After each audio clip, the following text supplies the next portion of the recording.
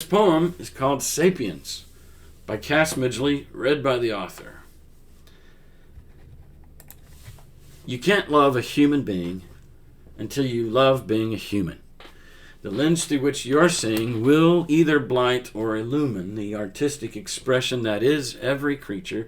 Traits in our possession, all our flaws and every feature are a symphony of gifts, a jazz club of hepcats, rhythm section and solo riffs, ad-libbing the notes that present a persona, not a heartless appliance. We're real flesh and bone, a miracle of science, whom no one invented. Those badass critters from whom we descended must not have been quitters, driven by hunger to live and pass on to those who were younger, like a relay baton, how to fight for their tribe, for their very existence, how to stay alive, how to go the distance from winter to summer, to sapien from primate, a true overcomer. So we can appreciate the history of our making and the making of our history. Just breathing is breathtaking. We're an intricate mystery, but how to assign value to something so priceless as a living thing, while you at once are the thing, unless suspension of judgment eclipses frustration, and the offended's begrudgment gives a standing ovation for the absence of malice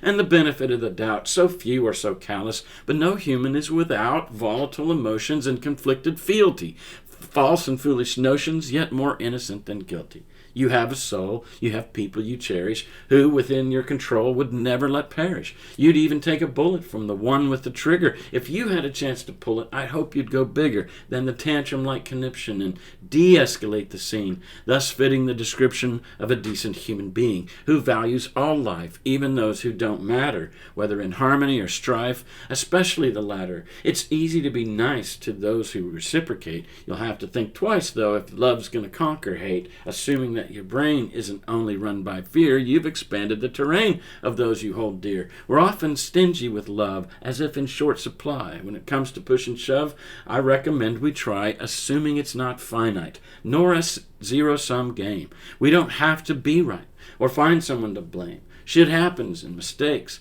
Can we all just take a breath and admit that the stakes are not a matter of life and death, but compassion is owed to all and not something that we merit. There's no such thing as the fall, just this life that we inherit. We didn't choose to be here, didn't choose our features. None of us volunteered or selected our creatures. Our differences are random. Our job is to manage. Don't act as if you planned them.